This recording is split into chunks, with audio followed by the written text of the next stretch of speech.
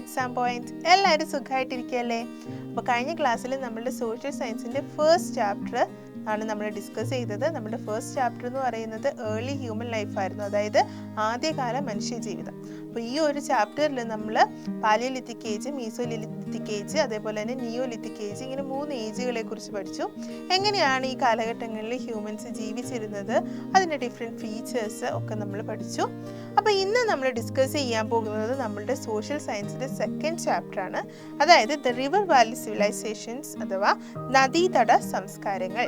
Okay, അപ്പം നമ്മളുടെ കഴിഞ്ഞ ചാപ്റ്റർ നമ്മൾ ഡിസ്കസ് ചെയ്തപ്പോൾ അതിൻ്റെ അകത്തൊരു മീസോലിത്തിക് ഏജ്, നിയോലിത്തിക് ഏജ് ആയപ്പോഴത്തേക്ക് ഹ്യൂമൻസ് അഗ്രികൾച്ചറൽ ആക്ടിവിറ്റീസ് അഥവാ കൃഷി സ്റ്റാർട്ട് ചെയ്തതിനെ കുറിച്ച് നമ്മൾ അതിനകത്ത് പഠിച്ചു. അപ്പോൾ കൃഷി സ്റ്റാർട്ട് ചെയ്തപ്പോഴത്തേക്ക് ഇവരുടെ ലൈഫ് റിവർ വാലീസിലോട്ട്, അതായത് നദീതടത്തിലേക്ക് അല്ലെങ്കിൽ നദീ തീരങ്ങളിലേക്ക് സെറ്റിലാക്കിയതിനെ കുറിച്ച് നമുക്ക് ആ ഒരു ചാപ്റ്ററിൽ നിന്ന് സൂചന ലഭിച്ചിരുന്നു. അങ്ങനെ ഇവർ നദീതട തീരങ്ങളിൽ അല്ലെങ്കിൽ നദീതടങ്ങളിലേക്ക് ജീവിതം അല്ലെങ്കിൽ ലൈഫ് സെറ്റിലാക്കി കഴിഞ്ഞിട്ട് അവിടെ പുതിയ പുതിയ സംസ്കാരങ്ങൾ രൂപപ്പെടുവാനായിട്ട് തുടങ്ങി.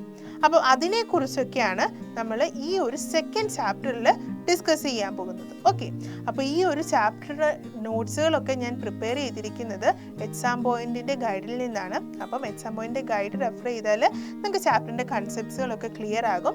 അതുപോലെ തന്നെ ചാപ്റ്റർ റിലേറ്റഡ് ആയിട്ടുള്ള ഒരുപാട് ക്വസ്റ്റ്യൻസും സൊല്യൂഷൻസും ഒക്കെ നമ്മളുടെ ഗൈഡിലുണ്ട്, എക്സാം പോയിന്റിൻ്റെ ഗൈഡിലുണ്ട്. അപ്പം അത് റെഫർ ചെയ്യുകയാണെങ്കിൽ നിങ്ങൾക്ക് എക്സാം വളരെ ഈസി ആക്കാം. ഓക്കെ, അപ്പോൾ നമുക്ക് നമ്മുടെ ചാപ്റ്റർ സ്റ്റാർട്ട് ചെയ്യാം. അപ്പം നമുക്ക് ഒരു സംഭവ കഥ പറഞ്ഞുകൊണ്ട് ഈ ചാപ്റ്റർ സ്റ്റാർട്ട് ചെയ്യാം. ഇത് നടക്കുന്നത് നമ്മളുടെ ഇന്ത്യയിലാണ്. 1856 അതായത് 1856 ഇന്ത്യയിൽ നടന്ന ഒരു സംഭവമാണ് ഇത്. ആ കാലഘട്ടത്തിൽ നമ്മളുടെ ഇന്ത്യ ഭരിച്ചിരുന്നത് ബ്രിട്ടീഷുകാരാണ്. അപ്പോൾ ബ്രിട്ടീഷുകാരുടെ കയ്യിലായിരുന്നു നമ്മളുടെ ഇന്ത്യ ഉണ്ടായിരുന്നത്. അപ്പോൾ ആ സമയത്ത് ബ്രിട്ടീഷുകാർ തീരുമാനമെടുത്തു, മുൾട്ടാൻ എന്ന് പറയുന്ന സ്ഥലത്ത് നിന്ന് ലാഹോർ എന്ന് പറയുന്ന സ്ഥലത്തിലേക്ക് ഒരു റെയിൽവേ പണിയാനായിട്ട് ബ്രിട്ടീഷുകാർ തീരുമാനിച്ചു. അപ്പോൾ ഈ മുൾട്ടാൻ, ലാഹോർ എന്നൊക്കെ പറയുന്ന ഈ റീജിയൻസ് ഇന്ന് പാകിസ്ഥാനിലെ റീജിയൻസ് ആണ്. അപ്പം ആ കാലഘട്ടങ്ങളിൽ എന്ന് പറഞ്ഞാൽ നമ്മളുടെ ഇന്ത്യ പാകിസ്ഥാനെന്നോ ഇന്ത്യയെന്നും പറഞ്ഞിട്ട് പാർട്ടീഷൻ ചെയ്തിട്ടില്ല.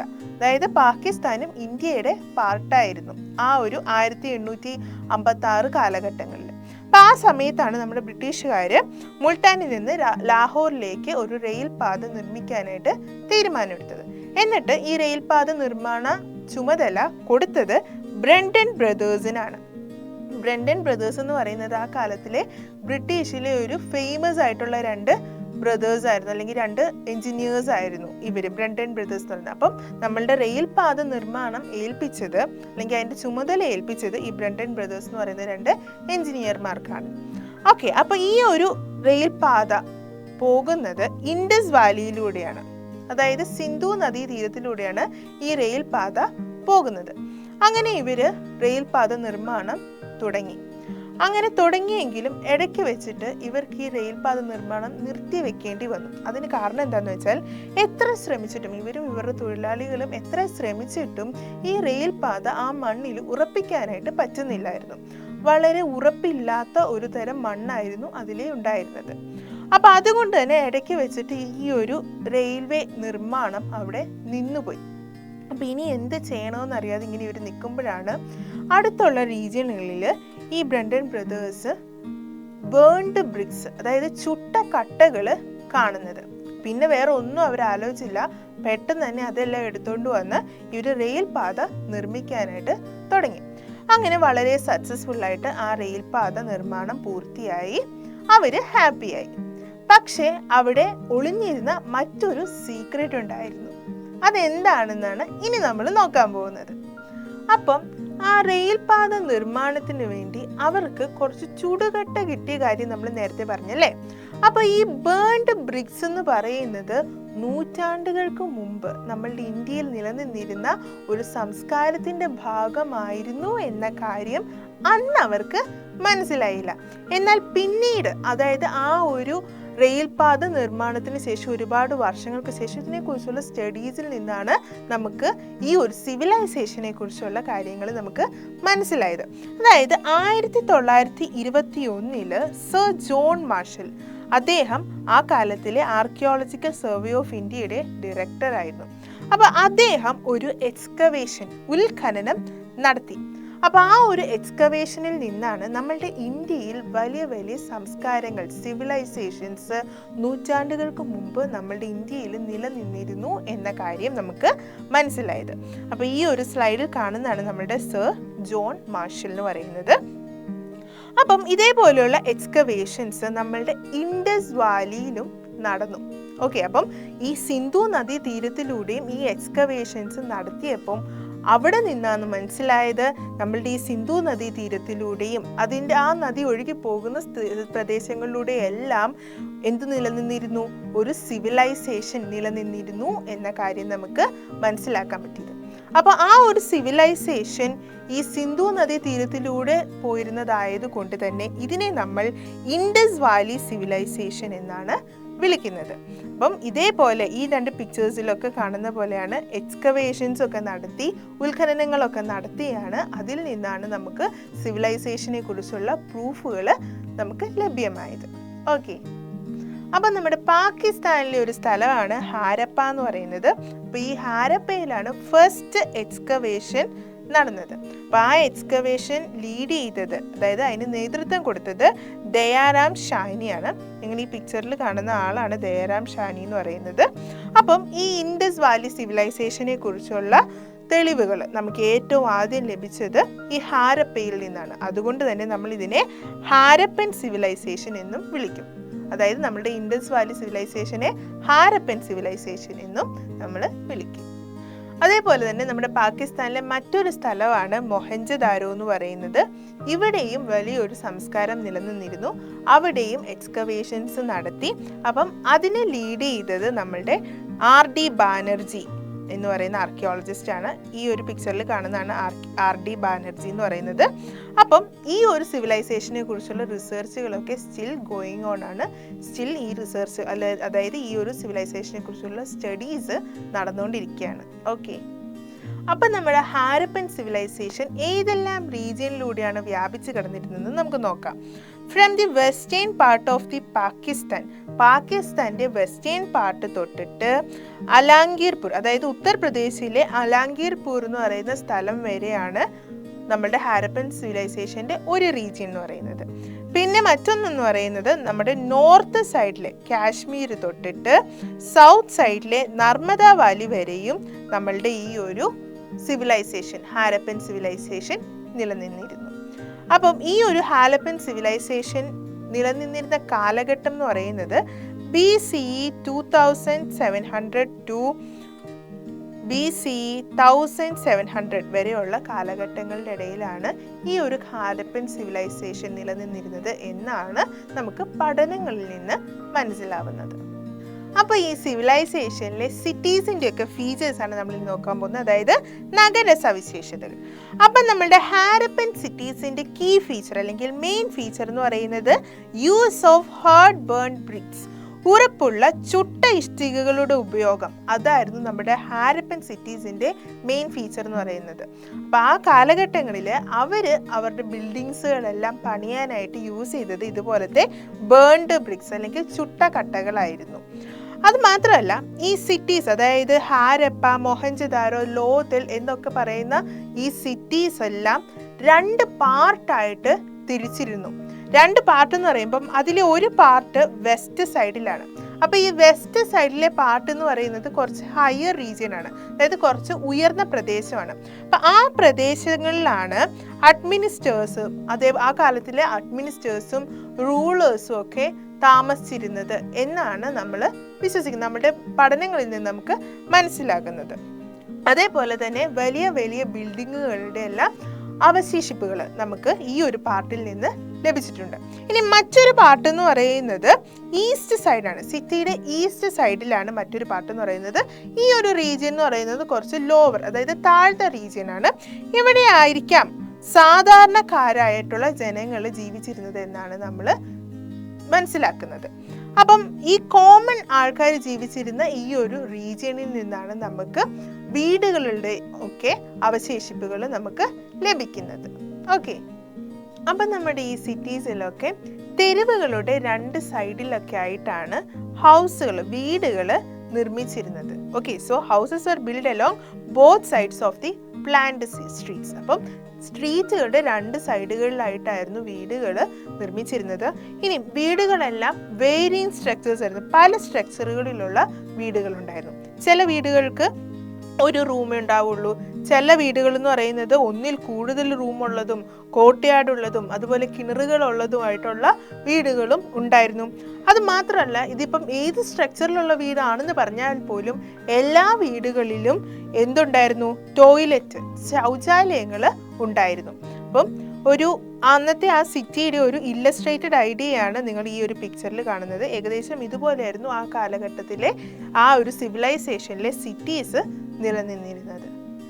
അപ്പോൾ വെൽ ഡെവലപ്ഡ് ആയിട്ടുള്ള ഒരു ഡ്രെയിനേജ് സിസ്റ്റം ഉണ്ടായിരുന്നു, അതായത് അഴുക്ക് ചാലുകൾ പോകാനായിട്ടുള്ള ഒരു സിസ്റ്റം ഉണ്ടായിരുന്നു എന്നതാണ് ഈ സിറ്റീസിൻ്റെയൊക്കെ മറ്റൊരു ഫീച്ചർ എന്ന് പറയുന്നത്. അതായത് വീടുകളിൽ നിന്നുള്ള വേസ്റ്റ് വാട്ടർ എല്ലാം ചെന്ന് ചേരുന്നത് ഈ ഡ്രെയിൻസിലായിരുന്നു, അതിനൊരു കണക്ഷൻ കൊടുത്തിരുന്നു. എന്നിട്ട് ഈ ഡ്രെയിനുകളെല്ലാം സ്ട്രീറ്റിലെ ഒരു മെയിൻ ഡ്രെയിൻ ഉണ്ടാവും. സ്ട്രീറ്റിലെ ആ ഒരു വലിയ മെയിൻ ഡ്രെയിനിലോട്ട് ഈ ചെറിയ ചെറിയ ഡ്രെയിനുകളെല്ലാം ചെന്ന് കണക്ട് ആവും. അങ്ങനെ വേസ്റ്റ് വാട്ടറുകളെല്ലാം അങ്ങോട്ട് ചെന്ന് ചേരുകയാണ് ചെയ്യുന്നത്. ഇനി അത് മാത്രമല്ല, ഈ ഡ്രെയിൻസ് ബിൽഡ് ചെയ്യാനും അവർ യൂസ് ചെയ്തിരുന്നത് ബേൺഡ് ബ്രിക്സ് ആയിരുന്നു. ഈ ബേൺഡ് ബ്രിക്സ് ആണ് അവർ എല്ലാ കാര്യങ്ങളും ബിൽഡ് ചെയ്യാനായിട്ട് മെയിനായിട്ട് യൂസ് ചെയ്തത്. കാരണം എന്ന് പറഞ്ഞാൽ ഇവ വളരെ ഉറപ്പുള്ളവയും കട്ടിയുള്ളവയും ഒക്കെ ആയിരുന്നു. അതേപോലെ തന്നെ ഈ ഡ്രെയിൻസിനെ ബിൽഡ് ചെയ്യാനായിട്ടും അവർ ഈ ബേൺഡ് ബ്രിക്സ് യൂസ് ചെയ്തു. അതേപോലെ തന്നെ സ്റ്റോൺ സ്ലാബ്സ്, കല്ല് കൊണ്ടുള്ള സ്ലാബ് ഉപയോഗിച്ച് അവർ ഈ ഡ്രെയിൻസ് കവർ ചെയ്തിരുന്നു.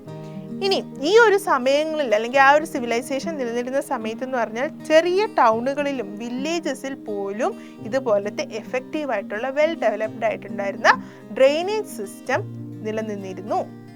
ഓക്കെ, അപ്പോൾ നമ്മളുടെ മൊഹൻജദാരോ എന്ന് പറയുന്ന സിറ്റിയിൽ നിന്ന് ഗ്രേറ്റ് ടാങ്ക് അല്ലെങ്കിൽ ഒരു വലിയ കുളത്തിൻ്റെ തെളിവുകൾ നമുക്ക് ലഭിച്ചിട്ടുണ്ട്. ഇതിനെ നമ്മൾ ഗ്രേറ്റ് ബാത്ത് എന്നാണ് വിളിക്കുന്നത്.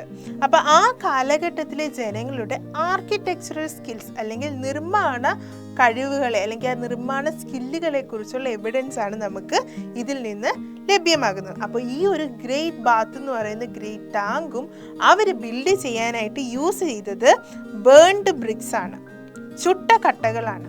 ഓക്കെ, അപ്പം ഈ ഗ്രേറ്റ് ബാത്തിൻ്റെ ഒരു പിക്ചറാണ് നിങ്ങൾ ഈ ഒരു സ്ലൈഡിൽ കാണുന്നത്. അപ്പം വളരെ നല്ലൊരു ആർക്കിടെക്ചറൽ സ്കിൽസ് ഉള്ള ആൾക്കാരായിരുന്നു ആ കാലഘട്ടങ്ങളിൽ ജീവിച്ചിരുന്നതെന്ന് നമുക്ക് ഇതിൽ നിന്ന് മനസ്സിലാക്കാൻ പറ്റും, അല്ലേ? അപ്പം ഇത്രയും കാര്യങ്ങൾ നിങ്ങൾക്ക് ക്ലിയർ ആണല്ലോ. ഇനി നമ്മൾ ആ കാലഘട്ടത്തിലെ അവരുടെ ധാന്യപ്പുരകളെക്കുറിച്ചും കൃഷികളെക്കുറിച്ചൊക്കെയാണ് നോക്കാൻ പോകുന്നത്. അപ്പം ഈ ഹാരപ്പയിൽ നിന്ന് കിട്ടിയ അല്ലെങ്കിൽ ആ ഹാരപ്പയിൽ നിന്ന് നമുക്ക് ലഭിച്ച ഈ അവശേഷിപ്പുകളിൽ ഏറ്റവും പ്രധാനപ്പെട്ട ഒന്നായിരുന്നു ഗ്രാനറീസ് അല്ലെങ്കിൽ ധാന്യപ്പുരകൾ എന്ന് പറയുന്നത്. അപ്പം നമ്മൾ നേരത്തെ പറഞ്ഞു ആ കാലഘട്ടത്തെ ജനങ്ങളുടെ പ്രധാനപ്പെട്ട ആക്ടിവിറ്റീസ് ആയിരുന്നു അഗ്രികൾച്ചർ, കൃഷി ചെയ്യുക എന്ന് പറയുന്നത്. അപ്പം അങ്ങനെ കൃഷി ചെയ്ത് കിട്ടുന്ന ധാന്യങ്ങളെല്ലാം ഉണക്കാനും അതേപോലെ തന്നെ സ്റ്റോർ ചെയ്യാനും സംഭരിക്കാനുമായിട്ട് അവർ വലിയ വലിയ ബിൽഡിങ്ങുകൾ യൂസ് ചെയ്തിരുന്നു എന്നുള്ളതിന് എവിഡൻസ് ആണ് ഈ ഗ്രാനറീസിൻ്റെ റൂയിൻസ് എന്ന് പറയുന്നത്. അന്ന് അവർ യൂസ് ചെയ്തിരുന്ന ഗ്രാനറീസിൻ്റെ ഒരു പിക്ചറാണ് നിങ്ങൾ ഈ സ്ലൈഡിൽ കാണുന്നത്. അപ്പോൾ ഇവിടെ നിന്ന് നമുക്ക് wheat, barley, millet, sesame, pulses എന്നിവയുടെയൊക്കെ റിമെയിൻസ് നമുക്ക് ഇങ്ങനെയുള്ള ഗ്രാനറീസിൽ നിന്ന് നമുക്ക് ലഭ്യമായിട്ടുണ്ട്. അപ്പോൾ അതിൽ നിന്ന് നമുക്ക് മനസ്സിലായി ഇങ്ങനെയുള്ള ക്രോപ്സുകളെല്ലാം അവരന്ന് കൃഷി ചെയ്തിരുന്നു എന്ന്, അല്ലേ? അപ്പോൾ ഇത് ക്ലിയർ ആണല്ലോ. അപ്പോൾ ഈ സ്ലൈഡിൽ കാണുന്ന പിക്ചേഴ്സ് എന്തൊക്കെയാണ്? നെൽച്ചെടിയും അതുപോലെ തന്നെ കോട്ടൺ പ്ലാന്റ് ഒക്കെയാണ്, അല്ലേ? അപ്പം ഈ നെൽച്ചെടികൾ അതേപോലെ തന്നെ കോട്ടൺ പ്ലാന്റുകളൊക്കെ ആ കാലഘട്ടങ്ങളിൽ അവർ കൃഷി ചെയ്തിരുന്നു എന്നുള്ളതിന് തെളിവ് നമുക്ക് ഗുജറാത്തിലെ റാങ്പൂരിൽ നിന്നും ലോഥാലിൽ നിന്നും ഒക്കെ നമുക്ക് ലഭിക്കുന്നുണ്ട്. So evidence of rice cultivation have been uncovered from Rangpur and Lothal in Gujarat. അതേപോലെ തന്നെ അവർ കോട്ടനും കൾട്ടിവേറ്റ് ചെയ്തിരുന്നു. ഓക്കെ, അപ്പം ആ കാലഘട്ടത്തിലെ നഗരങ്ങളിൽ താമസിക്കുന്ന ജനങ്ങൾ ഭക്ഷണ ആവശ്യങ്ങൾക്കും അതേപോലെ തന്നെ ജോലി ആവശ്യങ്ങൾക്കുമെല്ലാം വില്ലേജസിനെ അതായത് ഗ്രാമങ്ങളെ ആശ്രയിച്ചിരുന്നു. So the urban folk depended on the villages for food and work. Okay, ഇനി അതേപോലെ തന്നെ ഈ വില്ലേജുകളായിരുന്നു നഗരങ്ങളിൽ ഉൽപ്പാദിപ്പിക്കപ്പെടുന്ന പ്രൊഡക്ട്സിൻ്റെ പ്രധാന വിപണി എന്ന് പറയുന്നത്. ഓക്കെ, അപ്പൊ നഗരങ്ങളിൽ ഉൽപ്പാദിപ്പിക്കപ്പെടുന്ന സാധനങ്ങളെയെല്ലാം മാർക്കറ്റ് ചെയ്യുന്നത് ഈ വില്ലേജസിലായിരുന്നു. ഓക്കെ, അവിടുത്തെ വില്ലേജുകളിലെ, അതായത് ഗ്രാമങ്ങളിലെയൊക്കെ മണ്ണ് വളരെ ഫെർട്ടൈൽ ആയിരുന്നു. അതിന് കാരണം എന്താണെന്ന് വെച്ചാൽ, നമ്മൾ പറഞ്ഞു ഈ ഒരു സിവിലൈസേഷൻ നിലനിന്നിരുന്നത് ഇൻഡസ് വാലിയുടെ തീരത്തിലൂടെയാണെന്നല്ലേ. അതായത് സിന്ധു നദിയുടെ തീരത്തിലൂടെയാണ് ഈ ഒരു സിവിലൈസേഷൻ നിലനിന്നിരുന്നത് നമ്മൾ പറഞ്ഞു. അപ്പോൾ ഈ സിന്ധു നദിയിൽ നിന്നുള്ള എക്കലെല്ലാം ഈ മണ്ണിൽ വന്ന് ചേരുമായിരുന്നു. അതുകൊണ്ട് തന്നെ ഈ സോയിലിന് ഒരുപാട് ന്യൂട്രിയൻസ് കിട്ടിയിരുന്നു. അതുകൊണ്ട് തന്നെ ഈ ഒരു മണ്ണ്, അതായത് ഈ സോയിൽ എന്ന് പറയുന്നത് കൃഷിക്ക് വളരെ അനുയോജ്യമായ സോയിലായിരുന്നു ഈ ഗ്രാമങ്ങളിലെല്ലാം ഉണ്ടായിരുന്നത്. അതേപോലെ രാജസ്ഥാനിലെ കാലിബംഗാൻ എന്ന് പറയുന്ന സ്ഥലത്ത് നിലം ഉഴുതുമറിച്ചിട്ടാണ് അവർ കൃഷി ചെയ്തിരുന്നത്. ഇന്ന് നമ്മൾ എങ്ങനെയാണോ കൃഷി ചെയ്യുന്നത് അതേപോലെയായിരുന്നു ആ കാലഘട്ടത്തിൽ രാജസ്ഥാനിലെ കാലിബംഗാളിൽ ഫാമിങ് ചെയ്തിരുന്നത്. അതിനുള്ള തെളിവുകളെല്ലാം അവിടെ നിന്നുള്ള ക്ലേ ഫിഗേഴ്സിൽ നിന്നാണ് നമുക്ക് ലഭ്യമായത്. അതേപോലെ തന്നെ അവർക്ക് ഈ കൃഷിക്ക് ആവശ്യമായ വെള്ളം ലഭിക്കാനായിട്ട് അവർ കനാലുകൾ, ഇറിഗേഷന് വേണ്ടി അവർ കനാലുകൾ നിർമ്മിച്ചിരുന്നു. ജലസേചനത്തിന് വേണ്ടി കനാലുകൾ നിർമ്മിച്ചിരുന്നു. ഓക്കെ, കൃഷി കൂടാതെ അവർ ആ കാലഘട്ടങ്ങളിൽ മൃഗങ്ങളെയും വളർത്തിയിരുന്നു. മൃഗപരിപാലനവും ആ കാലഘട്ടങ്ങളിൽ നിലനിന്നിരുന്നു. അപ്പം ഒരുപാട് ആനിമൽസിൻ്റെ എല്ലാം ബോൺസ്, എല്ലുകൾ മണ്ണിനടിയിൽ നിന്നെല്ലാം, അവിടുത്തെ മണ്ണിനടിയിൽ നിന്നെല്ലാം നമുക്ക് ലഭിച്ചിട്ടുണ്ട്.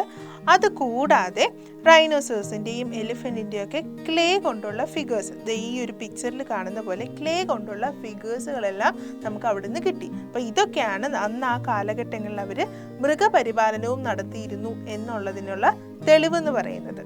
അപ്പം ക്ലിയർ ആണല്ലോ.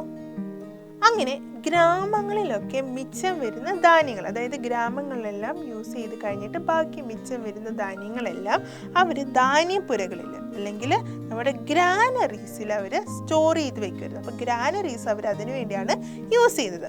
ഇനി അത് മാത്രമല്ല, the grains collected in the form of revenue were also kept there.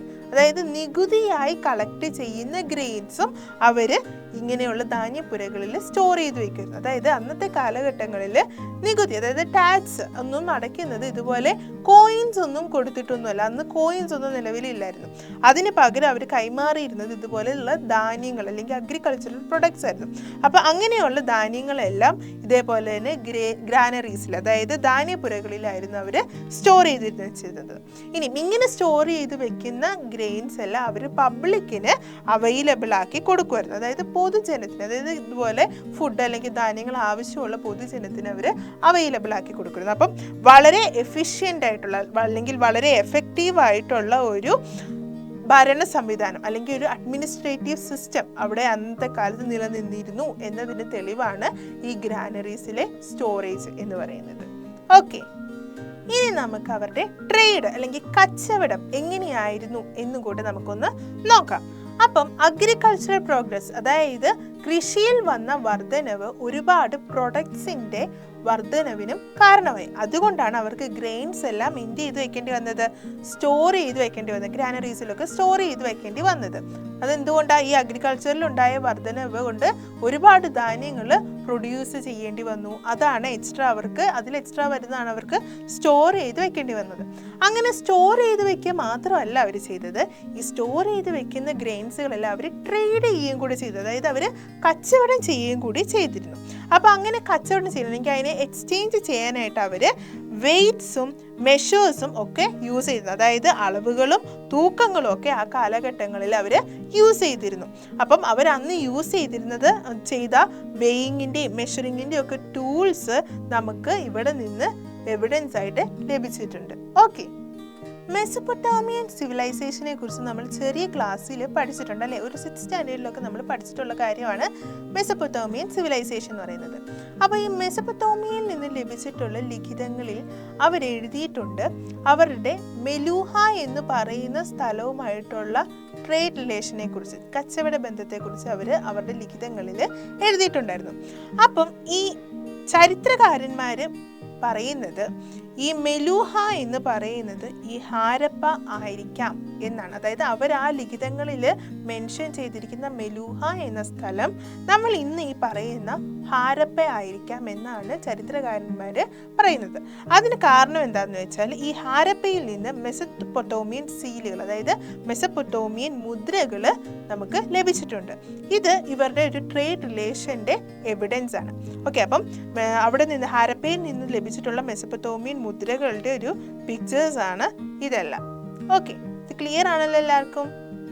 Lothal എന്ന് പറയുന്ന സിറ്റി ആ കാലഘട്ടത്തിലെ കടൽ വഴിയുള്ള വാണിജ്യ കേന്ദ്രങ്ങളിൽ ഒന്നായിരുന്നു ലോഥാൽ എന്ന് പറയുന്നത്. അപ്പം അതിനർത്ഥം എന്താ? അവർ കടൽ വഴിയും ട്രേഡ് നടത്തിയിട്ടുണ്ടായിരുന്നു എന്നാണ്, അല്ലേ? അപ്പം ഇതിനുള്ള തെളിവെന്ന് പറഞ്ഞാൽ സെയിലിംഗ് ഷിപ്പുകളുടെയൊക്കെ ഒരു ക്ലേ മോഡൽസ്, നിങ്ങൾക്ക് ഈ പിക്ചറിൽ കാണാൻ പറ്റുന്ന പോലെ ഷിപ്പുകളുടെയൊക്കെ ക്ലേ മോഡൽസ് അവിടെ നിന്ന് നമുക്ക് ലഭിച്ചിട്ടുണ്ട്. അപ്പോൾ അതിൽ നിന്ന് നമുക്ക് മനസ്സിലായി അവർക്ക് മാരിടൈം ട്രേഡ് കൂടി ഉണ്ടായിരുന്നു, അതായത് കടൽ വഴിയുള്ള വാണിജ്യം കൂടി അവർക്ക് ഉണ്ടായിരുന്നു എന്ന് നമുക്ക് ഇതിൽ നിന്ന് മനസ്സിലാക്കാം.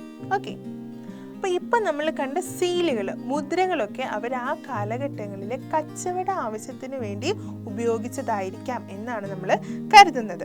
കാരണം അവിടെ നിന്ന് നമുക്ക് കോയിൻസിൻ്റെ ഒന്നും ഉപയോഗത്തെക്കുറിച്ചുള്ള എവിഡൻസുകൾ നമുക്ക് ലഭ്യമാകുന്നില്ല. So no evidence for the use of coins. Okay, ഇനി അതേപോലെ തന്നെ രാജസ്ഥാനിലെ ഖേത്രി മൈൻസിൽ നിന്ന് അവർ കോപ്പർ, അതായത് ചെമ്പ് കളക്ട് ചെയ്തിരുന്നു. അതേപോലെ തന്നെ അഫ്ഗാനിസ്ഥാനിൽ നിന്നും സെൻട്രൽ ഏഷ്യയിൽ നിന്നുമെല്ലാം അവർ ടിന്ന്, അതായത് വെള്ളൂത്തിയം അവർ കളക്ട് ചെയ്തു. അപ്പം ഈ ഒരു പിക്ചറിൽ കാണുന്നതാണ് നമ്മുടെ രാജസ്ഥാനിലെ ഖേത്രി കോപ്പർ മൈൻ എന്ന് പറയുന്നത്. ഇവിടെ നിന്നാണ് അവർ കോപ്പർ, ചെമ്പ് കളക്ട് ചെയ്തത്. എന്നിട്ട് ഈ കളക്ട് ചെയ്ത കോപ്പറും ടിന്നും എല്ലാം മിക്സ് ചെയ്തിട്ട് അവർ ബ്രോൺസ് പ്രൊഡ്യൂസ് ചെയ്തു, അതായത് വെങ്കലം നിർമ്മിച്ചു. എന്നിട്ട് ഈ വെങ്കലം വെച്ചിട്ട് അവർ ടൂൾസും വെപ്പൺസും ഒക്കെ ഉണ്ടാക്കി അത് യൂസ് ചെയ്യാനായിട്ട് തുടങ്ങി.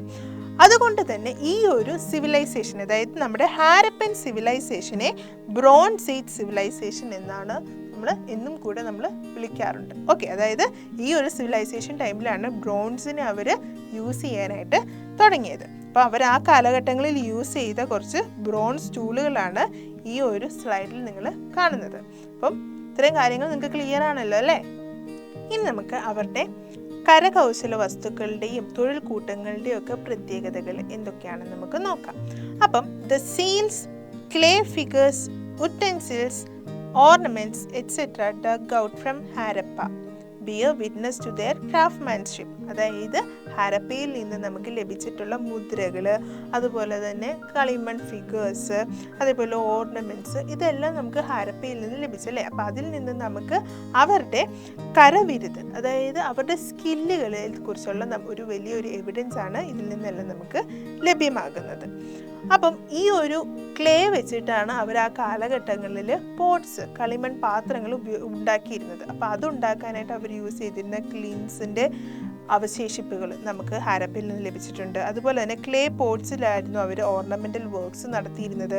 അതേപോലെ തന്നെ അനിമൽ ഫിഗേഴ്സൊക്കെ ക്ലേ കൊണ്ട് ഉണ്ടാക്കിയിരുന്നു.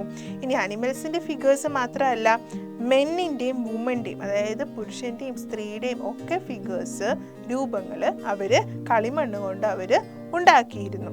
അപ്പം ഇതേപോലെ ഈ ഒരു പിക്ചറിൽ കാണുന്ന പോലെ ക്ലേ കൊണ്ടുള്ള ഫിഗേഴ്സുകൾ, ക്ലേ കൊണ്ടുള്ള പോട്ട്സുകളൊക്കെ അവർ ആ കാലഘട്ടങ്ങളിൽ ഉപയോഗിച്ചിരുന്നു അല്ലെങ്കിൽ ഉണ്ടാക്കിയിരുന്നു എന്നതിന് നമുക്ക് എവിഡൻസുകൾ ഹാരപ്പയിൽ നിന്ന് ലഭ്യമാകുന്നുണ്ട്. ഓക്കെ, നമുക്ക് അവരെങ്ങനെയാണ് അവരുടെ ഓർണമെൻറ്റ്സ് ഒക്കെ ഉണ്ടാക്കിയിരുന്നത് നമുക്കൊന്ന് നോക്കാം.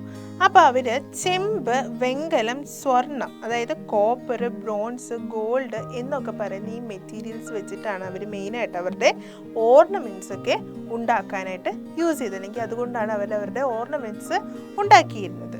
അപ്പം ഇതേപോലെ തന്നെ ബീഡ്സുകൾ ഉണ്ടാക്കാനായിട്ടുള്ള സെൻറ്റേഴ്സ് ആ കാലഘട്ടങ്ങളിൽ നിലനിന്നിരുന്നു എന്നതിനുള്ള എവിഡൻസ് നമുക്ക് ലോഥാലിൽ നിന്ന് ലഭിക്കുന്നുണ്ട്. അപ്പോൾ അതിനർത്ഥം എന്താ, അവർ ബീഡ്സും അവരുടെ ഓർണമെൻറ്റ്സിൽ യൂസ് ചെയ്തിരുന്നു. ഇനി അതേപോലെ തന്നെ അവർ ബാംഗിൾസ്, കൈവളകൾ ഉണ്ടാക്കാനായിട്ട് യൂസ് ചെയ്തിരുന്നത് ക്ലേ, കളിമണ്ണ്, ബ്രോൺസ്, അതുപോലെ ടോർട്ടോയിസ് ഷെൽസ്, അതായത് നമ്മുടെ ആമകളുടെയൊക്കെ പുറന്തോടുകൾ, ഇതൊക്കെ വെച്ചിട്ടാണ് അവർ അന്നത്തെ കാലത്ത് ബാംഗിൾസ് ഉണ്ടാക്കിയിരുന്നത്. ഇനി അതേപോലെ തന്നെ ഈ Harappans did not give importance to forcing weapons. ആയുധങ്ങൾ ഉണ്ടാക്കുന്നതിൽ അവർ അത്ര പ്രാധാന്യം കൊടുത്തിരുന്നില്ല. അവർ കുറച്ചൊക്കെ പീസ്ഫുൾ മൈൻഡുള്ള ആൾക്കാരായിരുന്നെന്ന് തോന്നുന്നു. അപ്പം ഈ ഒരു പിക്ചറിൽ നിങ്ങൾക്ക് കാണുന്ന പോലെ ഉള്ള ഓർണമെൻറ്റ്സ് ഒക്കെ ആയിരുന്നു ആ കാലഘട്ടങ്ങളിൽ അവർ യൂസ് ചെയ്തിരുന്നത്. ഓക്കെ, ഹാരപ്പയിൽ ആ കാലത്തുണ്ടായിരുന്ന ജനങ്ങളുടെ ആർട്ടിസ്റ്റിക് സ്കിൽ, അതായത് കരവിരുത്, അവരുടെ നിർമ്മാണ കഴിവുകൾ എല്ലാം റിഫ്ലക്റ്റ് ചെയ്യുന്നത് അവരുണ്ടാക്കുന്ന സീലുകളിൽ നിന്നാണ്, മുദ്രകളിൽ നിന്ന് നമുക്കത് മനസ്സിലാകുന്നുണ്ട് അല്ലേ. അതായത് അവർ ഈ സീലുകളെല്ലാം ഉണ്ടാക്കിയെടുത്തത് ക്ലേയിൽ നിന്നും സ്റ്റോൺസിൽ നിന്നും ഒക്കെ ആയിരുന്നു. അതായത് കളിമണ്ണും കല്ലും ഒക്കെ ഉപയോഗിച്ചാണ് അവർ ഇങ്ങനെയുള്ള പലതരത്തിലുള്ള മുദ്രകൾ അവർ ഉണ്ടാക്കിയെടുത്തിരുന്നത്. ഇത് കണ്ടോ, ഇതുപോലെ ഈ ഒരു സ്ലൈഡിൽ കാണുന്ന പോലെ ഡിഫറെൻറ്റ് ടൈപ്സ് ഓഫ് സീലുകൾ അവർ ആ കാലഘട്ടങ്ങളിൽ ഉണ്ടാക്കിയിരുന്നു. ഇതെല്ലാം അവരുടെ ആർട്ടിസ്റ്റിക് സ്കില്ലിന് എവിഡൻസ് ആണ്. ഇനി അതേപോലെ തന്നെ മൊഹൻജദാരോയിൽ നിന്ന് ഡാൻസിങ് ഗേളിൻ്റെ ഒരു സ്റ്റാച്യു നമുക്ക് ലഭ്യമായിട്ടുണ്ട്. അതായത് നൃത്തം ചെയ്യുന്ന ഒരു പെൺകുട്ടിയുടെ സ്റ്റാച്യു നിങ്ങൾക്ക് ഈ ഒരു സ്ലൈഡിൽ കാണാൻ പറ്റുന്ന പോലെ ഈ ഒരു സ്റ്റാച്യു മൊഹൻജദാരോയിൽ നിന്ന് നമുക്ക് ലഭ്യമായതാണ്. അതും അവരുടെ ആർട്ടിസ്റ്റിക് സ്കില്ലിൻ്റെ ഒരു ഹിൻ്റാണ്, അല്ലെങ്കിൽ ഒരു എവിഡൻസ് ആണ്. ഓക്കെ, അപ്പം ആ കാലഘട്ടത്തിൽ പലതരത്തിലുള്ള തൊഴിൽ കൂട്ടങ്ങൾ നിലനിന്നിരുന്നു എന്നതിൻ്റെ തെളിവാണ് പലതരത്തിലുള്ള കരകൗശല വസ്തുക്കൾ നമുക്ക് കണ്ടെത്താൻ കഴിഞ്ഞത്.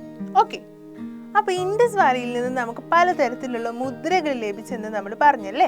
അപ്പോൾ ഇൻഡസ് വാലിയിൽ നിന്ന് ലഭിച്ചിട്ടുള്ള പലതരം മുദ്രകളാണ് ഈ പിക്ചറുകളിൽ നിങ്ങൾ കാണുന്നത്. ഓക്കെ, അപ്പോൾ ഇതൊക്കെ ഒന്ന് ശ്രദ്ധിച്ച് നോക്കിയേ. ഈ മുദ്രകളിലൊക്കെ ചില എഴുത്തുകൾ കാണാം അല്ലേ, ചില സ്ക്രിപ്റ്റുകൾ കാണാൻ പറ്റും അല്ലേ. അപ്പം അതിൽ നിന്ന് നമുക്ക് എന്ത് മനസ്സിലായി? ആ കാലഘട്ടത്തിൽ അവർ ലിപികൾ അല്ലെങ്കിൽ സ്ക്രിപ്റ്റ്സ് യൂസ് ചെയ്തിരുന്നു എന്ന് നമുക്ക് മനസ്സിലായി. So from this we can understand that the Harappans had their own script.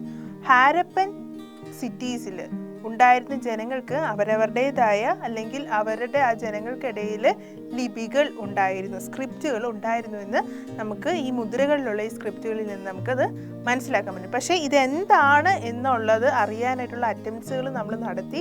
ഈ സ്ക്രിപ്റ്റുകൾ വ്യാഖ്യാനിക്കാൻ അല്ലാതെ എന്താണെന്ന് മനസ്സിലാക്കാനുള്ള അറ്റംപ്റ്റുകളൊക്കെ നമ്മൾ നടത്തിക്കൊണ്ടിരിക്കുകയാണ്. പക്ഷേ ഇതുവരെ അത് സക്സസ്ഫുൾ ആയിട്ടില്ല. എന്താണ് അവർ യൂസ് ചെയ്തിരുന്ന ഭാഷ അല്ലെങ്കിൽ ആ സ്ക്രിപ്റ്റ്സിൽ എന്തായിരുന്നു എഴുതിയിരുന്നത് നമുക്ക് ഇതുവരെ മനസ്സിലാക്കാനായിട്ട് പറ്റിയിട്ടില്ല. ഓക്കെ, അപ്പം ഇനി നമുക്ക് നമ്മളുടെ ഹാരപ്പൻ സിവിലൈസേഷനിൽ നിലനിന്നിരുന്ന ജനങ്ങളുടെ വിശ്വാസ രീതികൾ അല്ലെങ്കിൽ അവരുടെ ബിലീഫ് സിസ്റ്റം എന്തൊക്കെയായിരുന്നു, എങ്ങനെയൊക്കെ ആയിരുന്നു എന്നൊന്ന് നോക്കാം. അപ്പം നമുക്ക് ഹാരപ്പയിൽ നിന്ന് പലതരത്തിലുള്ള സീലുകൾ, മുദ്രകൾ ലഭിച്ചിരുന്നു അല്ലേ. അപ്പോൾ ഈ സീൽസിൽ നിന്ന് അവരുടെ ബിലീഫ് സിസ്റ്റത്തെക്കുറിച്ചുള്ള ഇൻഫർമേഷൻസും നമുക്ക് കിട്ടുന്നുണ്ട്.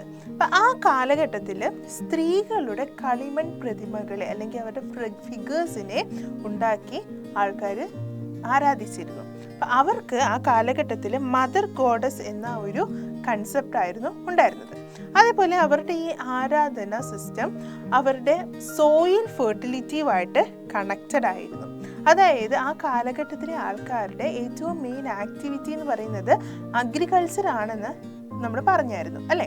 അതുകൊണ്ട് തന്നെ അതിൽ ഏറ്റവും അവർക്ക് ആവശ്യം അവരുടെ സോയിൽ ഫെർട്ടിലിറ്റി എന്നതായിരുന്നു അവരുടെ ഏറ്റവും വലിയ ആവശ്യം. അതുകൊണ്ട് തന്നെ അവരുടെ ആരാധനാ രീതികൾ ഈ സോയിൽ ഫെർട്ടിലിറ്റിയുമായിട്ട് കണക്റ്റഡ് ആയിരുന്നു. ഇനി ഇതേപോലെ തന്നെ സ്ത്രീകളുടെ കളിമൺ പ്രതിമകളെ മാത്രമല്ല അവർ ഉപയോഗിച്ച് ആരാധിച്ചിരുന്നത്, അവർ പുരുഷന്മാരുടെ പ്രതിമകളും ഉണ്ടാക്കിയിരുന്നു. അപ്പം ചരിത്രകാരന്മാർ പറയുന്നത് ആ കാലഘട്ടത്തിൽ അവർ ഉണ്ടാക്കി ആരാധിച്ചിരുന്ന പുരുഷ വിഗ്രഹം എന്ന് പറയുന്നത് ശിവനായിരിക്കാം എന്നാണ് ചരിത്രകാരന്മാർ പറയുന്നത്. ഇനിയും ഇതേപോലെ തന്നെ അവർ അനിമൽസിനെയും ട്രീസിനെയും വർഷിപ്പ് ചെയ്തിരുന്നു. മൃഗങ്ങളെയും മരങ്ങളെയും അവർ ആരാധിച്ചിരുന്നു. അപ്പം നമ്മൾ നേരത്തെ പറഞ്ഞു മൊഹൻജദാരോയിൽ ഒരു ഗ്രേറ്റ് ബാത്തിൻ്റെ അവശേഷിപ്പുകൾ നമ്മൾ കണ്ടെത്തിയെന്ന് അല്ലേ. അപ്പം ഈ ഗ്രേറ്റ് ബാത്ത് എന്ന് പറയുന്നത് അവർ ചിലപ്പം റിലീജിയസ് സെറിമണീസിന്, അതായത് മതപരമായ എന്തെങ്കിലും ആചാരങ്ങൾക്കോ ചടങ്ങുകൾക്കോ ഒക്കെ ഉപയോഗിച്ചതായിരിക്കാം എന്നാണ് ചരിത്രകാരന്മാർ പറയുന്നത്. നിങ്ങൾ ഈ പിക്ചറിൽ കാണുന്നതാണ് ആ കാലഘട്ടത്തിൽ അവർ വർഷിപ്പ് ചെയ്യാനായിട്ട് ഉണ്ടാക്കിയ ഫിഗേഴ്സിൽ ഒന്നാണ് നിങ്ങൾ ഈ ഒരു പിക്ചറിൽ കാണുന്നത്. അപ്പം ഈ ഒരു കാര്യം നിങ്ങൾക്ക് ക്ലിയർ ആണല്ലോ. അപ്പം ഇത്രയും നേരം നമ്മൾ ഹാരപ്പൻ സിവിലൈസേഷൻ്റെ ഡിഫറെൻറ്റ് ഫീച്ചേഴ്സ്, എങ്ങനെയായിരുന്നു ആ സിവിലൈസേഷൻ ഡെവലപ്പായി വന്നത്, ഇതിനെക്കുറിച്ചൊക്കെ നമ്മൾ സംസാരിച്ചു അല്ലേ. ഇനി നമ്മൾ ഡിസ്കസ് ചെയ്യാൻ പോകുന്നത് ഈ ഹാരപ്പൻ സംസ്കാരം അല്ലെങ്കിൽ ഈ ഹാരപ്പൻ സിവിലൈസേഷൻ എങ്ങനെയായിരിക്കാം തകർന്നത് എന്നാണ് നമ്മൾ ഇനി ഡിസ്കസ് ചെയ്യാൻ പോകുന്നത്. അപ്പം ചരിത്രകാരന്മാർ വിശ്വസിക്കുന്നത് ഒരു BCE 1700 ഒക്കെ ആയപ്പോഴത്തേക്ക് ഹാരപ്പൻ സംസ്കാരം തകരാൻ തുടങ്ങി എന്നാണ് ചരിത്രത്തിൽ നിന്ന് നമുക്ക് കിട്ടുന്ന തെളിവുകൾ. അപ്പം ഈ ഒരു തകർച്ചയ്ക്ക് കാരണം പലതായിരിക്കാം. പലതരത്തിലുള്ള കാഴ്ചപ്പാടാണ് ഈ ഒരു തകർച്ചയെക്കുറിച്ച് ചരിത്രകാരന്മാരുടെ ഇടയിൽ ഉള്ളത്. ചിലർ പറയുന്നു അതിന് കാരണം ഫ്ലഡ് ആവാമെന്ന്. എന്തെങ്കിലും തരത്തിലുള്ള ഫ്ലഡ്, വെള്ളപ്പൊക്കം ആകാം ആ സിവിലൈസേഷൻ്റെ തകർച്ചയ്ക്ക് കാരണമെന്ന് ആണ് ചിലർ പറയുന്നത്. ചിലർ പറയുന്നത് എന്തെങ്കിലും എക്സ്റ്റേണൽ ഇൻവേഷൻസ് കാരണം, അതെന്തെങ്കിലും അനിമൽസിൻ്റെയോ അല്ലെങ്കിൽ എന്തെങ്കിലും തരം ട്രൈബുകളുടെയോ ഒക്കെ എക്സ്റ്റേണൽ ഇൻവേഷൻ കൊണ്ട് ഉണ്ടായ തകർച്ചയാവാം. അതേപോലെ തന്നെ ചിലപ്പോൾ അത് ഡീഫോറസ്റ്റേഷൻ കൊണ്ട് ഉണ്ടായ തകർച്ചയാകാം. അതേപോലെ ചിലപ്പോൾ അവർക്ക് ഏറ്റവും അവർ ആശ്രയിച്ചിരുന്നത് അഗ്രികൾച്ചർ സെക്ടറിനെ ആയിരുന്നു അല്ലേ. അപ്പോൾ ആ അഗ്രികൾച്ചർ സെക്ടറിൽ വന്ന എന്തെങ്കിലും തകർച്ചകളായിരിക്കാം ഹാരപ്പൻ സിവിലൈസേഷൻ്റെ തകർച്ചയ്ക്ക് കാരണമെന്നും ചരിത്രകാരന്മാർ പറയുന്നുണ്ട്. അതേപോലെ എന്തെങ്കിലും തരത്തിലുള്ള എപ്പിഡമിക്സ്, അതായത് ഇപ്പം നമുക്ക് കോവിഡ് ഒക്കെ വന്നതുപോലെ എന്തെങ്കിലും തരത്തിലുള്ള എപ്പിഡമിക്സ്, പകർച്ചവ്യാധികൾ ഒക്കെ കാരണമായിരിക്കാം ആ ഒരു തകർച്ച ഉണ്ടായത് എന്നും ചരിത്രകാരന്മാർ പറയുന്നുണ്ട്. ഓക്കെ, അങ്ങനെ നമ്മുടെ ഹാരപ്പൻ സിവിലൈസേഷൻ ഈ ഒരു ടൈം ആയപ്പോഴത്തേക്ക് തകർന്നു എന്നതാണ് ചരിത്രകാരന്മാരുടെ പഠനത്തിൽ നിന്ന് നമുക്ക് മനസ്സിലാകുന്നത്. അപ്പോൾ ഇത്രയും നേരം നമ്മൾ ഹാരപ്പൻ സിവിലൈസേഷൻ്റെ ഫീച്ചേഴ്സും അതിൻ്റെ ഫോളും അങ്ങനത്തെ കാര്യങ്ങളെല്ലാം നമ്മൾ പഠിച്ചു. ഇനി ഈ ഹാരപ്പൻ സിവിലൈസേഷൻ നിലനിന്നിരുന്ന അതേ കാലഘട്ടത്തിൽ ലോകത്തിൻ്റെ മറ്റു പല ഭാഗങ്ങളിലായിട്ട് പലതരത്തിലുള്ള സിവിലൈസേഷൻസ് നിലനിന്നിരുന്നു. അതാണ് Egyptian civilisation, Mesopotamian civilisation and Chinese civilisation എന്ന് പറയുന്നത്. അപ്പം ഈ സിവിലൈസേഷൻ്റെ എല്ലാം പ്രത്യേകത എന്താണെന്ന് വെച്ചാൽ ഈ ഒരു കാലഘട്ടത്തിൽ സിവിലൈസേഷൻസിൽ എല്ലാം അവർ യൂസ് ചെയ്തത് ബ്രോൺസ് കൊണ്ടുള്ള ടൂൾസാണ്. അതായത് വെങ്കലത്തിൽ നിർമ്മിച്ച ഉപകരണങ്ങളാണ് അവർ ഈ കാലഘട്ടങ്ങളിലെല്ലാം യൂസ് ചെയ്തത്. അതുകൊണ്ട് തന്നെ ഈ സിവിലൈസേഷൻസിനെ എല്ലാം നമ്മൾ ബ്രോൺസ് ഏജ് സിവിലൈസേഷൻസ് എന്നാണ് വിളിക്കുന്നത്. ഓക്കെ, അപ്പോൾ ഇനി നമുക്ക് ഈജിപ്ഷ്യൻ സിവിലൈസേഷൻ, മെസപ്പൊട്ടോമിയൻ സിവിലൈസേഷൻ, അതേപോലെ തന്നെ ചൈനീസ് സിവിലൈസേഷൻ, ഈ സിവിലൈസേഷൻസിൻ്റെ ഒക്കെ കുറച്ച് ഫീച്ചേഴ്സൊക്കെ നമുക്ക് പറഞ്ഞു പോകാം. അപ്പോൾ ഫസ്റ്റ് നമ്മൾ ഡിസ്കസ് ചെയ്യാൻ പോകുന്നത് ഈജിപ്ഷ്യൻ സിവിലൈസേഷൻ ആണ്. ഈ ഒരു കാലഘട്ടത്തിൽ ഈജിപ്ത് ഭരിച്ചിരുന്ന രാജാക്കന്മാരെ വിളിച്ചിരുന്നത് ഫറവോ എന്നായിരുന്നു. ഈ ഒരു ഈജിപ്ഷ്യൻ സിവിലൈസേഷൻ്റെ ഏറ്റവും പ്രധാനപ്പെട്ട പ്രത്യേകത എന്താണെന്ന് വെച്ചാൽ ആ കാലഘട്ടത്തിൽ ശവശരീരങ്ങളെ അവർ പ്രിസേർവ് ചെയ്ത് വെച്ചിരുന്നു, അതായത് അഴുകാതെ സൂക്ഷിച്ചിരുന്നു. അങ്ങനെ അവർ പ്രിസേർവ് ചെയ്യുന്ന ശവശരീരത്തെ വിളിക്കുന്നതാണ് മമ്മി. അതേപോലെ തന്നെ ഈ മമ്മീസിന് അല്ലെങ്കിൽ ഈ ശവശരീരങ്ങളെ അടക്കം ചെയ്യുന്നത് പിരമിഡ്സിലായിരുന്നു. ഓക്കെ, ആ ശവകുടീരങ്ങളെ വിളിക്കുന്നത് പിരമിഡ്സ് എന്നായിരുന്നു. ഓക്കെ, അതപ്പം ഈ മമ്മീസിനെ പ്രിസേർവ് ചെയ്തിരിക്കുന്നത് ഈ പിരമിഡ്സിൻ്റെ ഉള്ളിലായിരിക്കും. ഓക്കെ, അപ്പം ഈ ഒരു കാര്യം, അതായത് ഈ മമ്മീസും അതേപോലെ തന്നെ പിരമിഡ്സ് എന്ന് പറയുന്നത് ആ കാലഘട്ടത്തിലെ മനുഷ്യാധ്വാനം, ധാരാളമായിട്ടുള്ള മനുഷ്യാധ്വാനത്തിൻ്റെയും അതുപോലെ തന്നെ വെൽത്ത്, അതായത് വൻതോതിൽ സമ്പത്ത് ഉപയോഗിച്ചിരുന്നു, അതുപോലെ തന്നെ വൻതോതിൽ മനുഷ്യാധ്വാനം ഉപയോഗിച്ചിരുന്നു രാജാക്കന്മാർ എന്നതിന് തെളിവാണ് ഈ മമ്മീസും പിരമിഡ്സും ഒക്കെ. അപ്പം ഈ ഫസ്റ്റ് പിക്ചറിൽ നിങ്ങൾ കാണുന്നതാണ് പിരമിഡ്സ് എന്ന് പറയുന്നത്. ഈ സെക്കൻഡ് പിക്ചറിൽ നിങ്ങൾ കാണുന്നതിനെയാണ് മമ്മി എന്ന് വിളിക്കുന്നത്, അല്ലെങ്കിൽ മമ്മീസ് എന്ന് വിളിക്കുന്നത്. ക്ലിയർ ആണോ? അപ്പോൾ ഈ ഈജിപ്ഷ്യൻ സിവിലൈസേഷൻ ഉത്ഭവിച്ചത് നൈൽ നദിയുടെ തീരത്താണ്. ഓക്കെ, അപ്പം നമ്മളുടെ ഹാരപ്പൻ സിവിലൈസേഷൻ ഉണ്ടായിരുന്നത് ഇൻഡസ് വാലിയുടെ തീരത്താണ്, അല്ലെങ്കിൽ സിന്ധു നദീ തീരത്താണ് എന്നതുപോലെ തന്നെ ഈജിപ്ഷ്യൻ സിവിലൈസേഷൻ ഫ്ലറിഷ് ചെയ്തത് നൈൽ റിവറിൻ്റെ വാലീസിലായിരുന്നു. ഇനി അതേപോലെ തന്നെ നമ്മളുടെ ഹാരപ്പൻ സിവിലൈസേഷൻ്റെ സ്ട്രെങ്ത് എന്തായിരുന്നു? അഗ്രികൾച്ചർ ആയിരുന്നു അല്ലേ. ഇതേപോലെ തന്നെ ഈജിപ്ഷ്യൻ സിവിലൈസേഷൻ്റെയും ബാക്ക് ബോൺ എന്ന് പറയുന്നത് അഗ്രികൾച്ചർ ആയിരുന്നു. അതായത് ആൾക്കാരുടെ ഏറ്റവും മെയിൻ ആക്ടിവിറ്റി എന്ന് പറയുന്നത് അഗ്രികൾച്ചർ ആയിരുന്നു. ഇനി അതേപോലെ തന്നെ ഈജിപ്ഷ്യൻസ് നെയ്ത്തിലും അതായത് വീവിങ്ങിലും അതേപോലെ തന്നെ ഗ്ലാസ് കൊണ്ടുള്ള വെസൽസ് ഉണ്ടാക്കുന്നതിലും ഒക്കെ അവർ വളരെ സ്കിൽഡ് ആയിരുന്നു. ഓക്കെ, അപ്പം ഈജിപ്ഷ്യൻ സിവിലൈസേഷനിൽ അവർ ആ കാലത്ത് ജനങ്ങൾ ഉണ്ടാക്കിയ ചില ഗ്ലാസ് വെയർസിന് എക്സാമ്പിളാണ് ഈ പിക്ചറിൽ കാണിക്കുന്നത്. ഈജിപ്ഷ്യൻ സിവിലൈസേഷൻ്റെ പ്രൂഫായിട്ട് കിട്ടിയ ഗ്ലാസ് വെയർസ് ആണ് ഈ പിക്ചറിൽ നിങ്ങൾ കാണുന്നത്. ഓക്കെ, അപ്പം ഈജിപ്ഷ്യൻ സിവിലൈസേഷൻ ടൈമിൽ ജനങ്ങൾ എഴുത്തുവിദ്യ രൂപപ്പെടുത്തിയിരുന്നു. അതായത് ദേ form the art of writing. Okay, അപ്പം അവരുടെ ആ എഴുത്തുവിദ്യയെ നമ്മൾ വിളിക്കുന്ന പേരാണ് ഹീറോഗ്ലിഫിക്സ്. ഓക്കെ, ഹീറോഗ്ലിഫിക്സ് എന്ന് വെച്ചാൽ സീക്രട്ട് റൈറ്റിംഗ് എന്നാണ് അതിൻ്റെ മീനിങ് വരുന്നത്. അപ്പം അവർ ഈ എഴുത്തിന് വേണ്ടി ഉപയോഗിച്ചത് പാപ്പിറസ് എന്ന് പറയുന്ന പ്ലാന്റിൻ്റെ ലീവ്സ് ആയിരുന്നു. ഓക്കെ, നിങ്ങൾ ഈ ഒരു പിക്ചറിൽ കാണുന്നതാണ് പാപ്പിറസ് എന്ന് പറയുന്ന പ്ലാന്റ്. ഈ പ്ലാന്റിൻ്റെ ലീവ്സ് ആണ് അവർ എഴുതാനായിട്ട് യൂസ് ചെയ്തിരുന്നത്. ഓക്കെ, ഈജിപ്ഷ്യൻസ് ശാസ്ത്രരംഗത്തും അതായത് സയൻസ് ഫീൽഡിലും ധാരാളം അഡ്വാൻസ്മെൻറ്റ് ഉണ്ടാക്കിയെടുത്തിരുന്നു. അവർ സോളാർ കലണ്ടർ ഫോം ചെയ്തെടുത്തിരുന്നു. അതായത് സൂര്യനെ അടിസ്ഥാനമാക്കിയിട്ടുള്ള കലണ്ടർ അവർ ഫോം ചെയ്തിരുന്നു. ഇനി അതേപോലെ തന്നെ ഈ കലണ്ടറിൽ ഒരു വർഷം 365 ദിവസങ്ങളുണ്ടായിരുന്നു. ഇനി ഈ ഒരു വർഷത്തെ അവർ 12 മാസങ്ങളായിട്ടും അതേപോലെ തന്നെ ഓരോ മാസത്തെയും 30 ദിവസങ്ങളായിട്ടും അവർ ഡിവൈഡ് ചെയ്തിരുന്നു. അപ്പം 12 മാസത്തിൽ 30 ദിവസങ്ങൾ എന്ന് പറയുമ്പോൾ അതിൻ്റെ അകത്ത് 360 ദിവസങ്ങളായി അല്ലേ. അതിലെ ബാക്കി 5 ദിവസം എന്ന് പറയുന്നത് അവരുടെ സെലിബ്രേഷൻസിന്, അവരുടെ ആഘോഷങ്ങൾക്ക് വേണ്ടി അവർ ഉപയോഗിച്ചിരുന്നത്, അല്ലെങ്കിൽ അവരുടെ ആഘോഷത്തിന് വേണ്ടി മാറ്റി വെച്ചിരുന്നതാണ് ബാക്കി 5 ദിവസങ്ങൾ എന്ന് പറയുന്നത്. അപ്പം അവർ ഉണ്ടാക്കിയ അല്ലെങ്കിൽ അവർ ഫോമുലേറ്റ് ചെയ്ത സോളാർ കലണ്ടറിൻ്റെ ഒരു മോഡലാണ് ഈ പിക്ചറിൽ നിങ്ങൾ കാണുന്നത്. ഓക്കെ, ഈജിപ്ഷ്യൻസ് സയൻസിൽ അഡ്വാൻസ്ഡ് ആയിരുന്നത് പോലെ തന്നെ അവർ മാത്തമാറ്റിക്സിലും അഡ്വാൻസ്ഡ് ആയിരുന്നു. അതായത് ഗണിതശാസ്ത്രത്തിലും അവർ വളരെ അഡ്വാൻസ്ഡ് ആയിരുന്നു. അവർക്ക് ട്രയാങ്കിൾസിൻ്റെയും റെക്റ്റാങ്കിൾസിൻ്റെയും ഒക്കെ ഏരിയ ആ കാലത്ത് കാൽക്കുലേറ്റ് ചെയ്യാനായിട്ട് അറിയാമായിരുന്നു. അവിടെ നിന്ന് ലഭിച്ച ഈ ഒരു സ്ക്രിപ്റ്റിൽ നിന്ന് നമുക്ക് മനസ്സിലാക്കാൻ പറ്റും അവർക്ക് ആ കാലഘട്ടങ്ങളിൽ ട്രയാങ്കിളിൻ്റെയും റെക്റ്റാങ്കിളിൻ്റെയും ഒക്കെ ഏരിയ കാൽക്കുലേറ്റ് ചെയ്യാനായിട്ട് അറിയാമായിരുന്നു എന്ന്. ഇനി അതേപോലെ തന്നെ അവർ സൺ ഡയൽ എന്ന് പറയുന്ന ഒരു ക്ലോക്ക് ഫോം ചെയ്തിരുന്നു. അതായത് സൂര്യൻ്റെ ചലനം അനുസരിച്ച് നിഴലിനെ അടിസ്ഥാനമാക്കിയാണ് ഈ ക്ലോക്ക് വർക്ക് ചെയ്തിരുന്നത്. അപ്പം നിഴലിനെ അടിസ്ഥാനമാക്കിയാണ് അവർ ആ കാലഘട്ടങ്ങളിൽ സമയം അറിഞ്ഞിരുന്നത്. അപ്പം അവർ ഉപയോഗിച്ചിരുന്ന സൺ ഡയലിൻ്റെ മോഡലുകളാണ് ഈ പിക്ചേഴ്സിൽ കാണുന്നത്. ഇതേപോലെ നിഴലിൻ്റെ സ്ഥാനം അനുസരിച്ചാണ് അവർ സമയം കണക്കാക്കിയിരുന്നത്. ഓക്കെ, പ്രതിമ നിർമ്മാണത്തിലും ഈജിപ്ഷ്യൻസ് വളരെ സ്കിൽഫുൾ ആയിരുന്നു, അല്ലെങ്കിൽ വളരെ വിദഗ്ധരായിരുന്നു എന്ന് നമുക്ക് മനസ്സിലാക്കാൻ പറ്റും. അതിന് എവിഡൻസ് ആണ് സ്ഫിങ്സ് എന്ന് പറയുന്ന സ്റ്റാച്യു. ഈ സ്റ്റാച്യുവിൻ്റെ പ്രത്യേകത എന്താണെന്ന് നോക്കിക്കേ. ഈ സ്റ്റാച്യുവിന് ഹ്യൂമൻ്റെ ഹെഡാണ്. അതേപോലെ തന്നെ ബോഡി എങ്ങനത്തെയാണ്?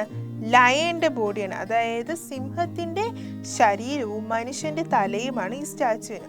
അപ്പോൾ ഈ സ്റ്റാച്യുവിൽ നിന്ന് തന്നെ ആ കാലത്തെ ഈജിപ്തിലുള്ള ജനങ്ങളുടെ സ്കൾപ്ചറിലുള്ള സ്കില്ല്, അതായത് പ്രതിമ നിർമ്മാണത്തിലുള്ള സ്കില്ല് എന്താണെന്ന് നമുക്ക് മനസ്സിലാക്കാൻ പറ്റും അല്ലേ. അപ്പം ഈജിപ്ഷ്യൻ സിവിലൈസേഷനെ കുറിച്ചുള്ള ഇത്രയും കാര്യങ്ങൾ നിങ്ങൾക്ക് ക്ലിയർ ആണല്ലോ.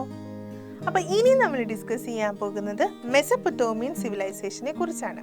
അപ്പം ഈ മെസപ്പൊട്ടോമിയൻ സിവിലൈസേഷൻ നിലനിന്നിരുന്നത് ഇന്നത്തെ ഇറാഖിലാണ്. ഇന്ന് ഇറാഖ് എന്ന് അറിയപ്പെടുന്ന സ്ഥലത്താണ് മെസപ്പൊട്ടോമിയൻ സിവിലൈസേഷൻ നിലനിന്നിരുന്നത്. ഈ മെസപ്പൊട്ടോമിയ എന്ന് പറയുന്ന ഈ ഒരു ലാൻഡ് നിലനിൽക്കുന്നത് യൂഫ്രട്ടീസ് എന്ന് പറയുന്ന റിവറിൻ്റെയും ടൈഗ്രീസ് എന്ന് പറയുന്ന റിവറിൻ്റെയും ബിറ്റ്വീനിലാണ്, ഇടയിലാണ് മെസപ്പൊട്ടോമിയ എന്ന് പറയുന്ന ലാൻഡ് നിലനിന്നിരുന്നത്. അതേപോലെ ഈ 2 റിവേഴ്സ്, അതായത് ഈ യൂഫ്രട്ടീസ് റിവറും ടൈഗ്രീസ് റിവറും ഒറിജിനേറ്റ് ചെയ്യുന്നത് ആർമേനിയൻ മൗണ്ടെയ്ൻസ് എന്ന് പറയുന്ന മൗണ്ടെയ്ൻസിലാണ് ഇവർ ഒറിജിനേറ്റ് ചെയ്യുന്നത്. എന്നിട്ട് ഈ 2 റിവേഴ്സും ചെന്ന് മെർജ് ചെയ്യുന്നത് പേർഷ്യൻ സീയിലാണ്. ഇനി ഈ മെസപ്പൊട്ടോമിയ എന്ന വേർഡിൻ്റെ മീനിങ് തന്നെ the land between the reverse എന്നാണ്. അതായത് നദികൾക്കിടയിലുള്ള ഭൂമി എന്നാണ് മെസപ്പൊട്ടോമിയ എന്ന വേർഡിൻ്റെ മീനിങ്. ഓക്കെ, 4 തരത്തിലുള്ള സംസ്കാരങ്ങൾ, അതായത് 4 different types of civilisations Mesopotamia എന്ന് പറയുന്ന ഈ സ്ഥലത്ത് ഉത്ഭവിക്കുകയും അതേപോലെ തന്നെ തകർക്കപ്പെടുകയും ചെയ്തിട്ടുണ്ട്. അതേതൊക്കെയാണ് ആ 4 ഡിഫറെൻറ്റ് സിവിലൈസേഷൻസ് നോക്കിക്കേ. 1 the Sumerian, 2 the Babylonian, 3 the Assyrian, 4 the Chaldean. അങ്ങനെ 4 ഡിഫറെൻറ്റ് സിവിലൈസേഷൻസ് ആണ് മെസപ്പൊട്ടേമിയയിൽ നിലനിന്നിരുന്നത്. 2 നദികളുടെ ഇടയിലുള്ള ലാൻഡാണല്ലേ മെസപ്പൊട്ടേമിയ. അതുകൊണ്ട് തന്നെ ഈ മെസപ്പൊട്ടേമിയയിലെ സോയിൽ എന്ന് പറയുന്നത് വളരെ ഫെർട്ടൈലായിരുന്നു. അപ്പോൾ ഈ സോയിൽ ഫെർട്ടിലിറ്റി അഗ്രികൾച്ചറൽ പ്രോഗ്രസ്സിലേക്ക് നയിച്ചു. അപ്പോൾ അഗ്രികൾച്ചറൽ പ്രോഗ്രസ് ഉണ്ടായപ്പോൾ അത് കച്ചവടത്തിലോട്ട് അല്ലെങ്കിൽ ട്രേഡിലോട്ട് ലീഡ് ചെയ്തു. അങ്ങനെ ട്രേഡിലൂടെ ഈ സിറ്റി എന്ത് ചെയ്യാൻ തുടങ്ങി, ഗ്രോ ചെയ്യാനായിട്ട് തുടങ്ങി. മെസപ്പൊട്ടേമിയൻ സിറ്റി ഗ്രോ ചെയ്യാൻ തുടങ്ങി. അപ്പോൾ ഈ മെസപ്പൊട്ടേമിയയിലെ പ്രധാനപ്പെട്ട 3 സിറ്റികളാണ് ഊർ, ഉറുഗ് ആൻഡ് ലഗേഷ് എന്ന് പറയുന്നത്. ഇവിടങ്ങളിലാണ് പ്രധാനപ്പെട്ട ട്രേഡിംഗ് സെൻറ്റേഴ്സ്, കച്ചവട സ്ഥലങ്ങൾ അല്ലെങ്കിൽ കച്ചവട സ്ഥാപനങ്ങൾ നിലനിന്നിരുന്നത് ഈ 3 സിറ്റികളിലായിരുന്നു.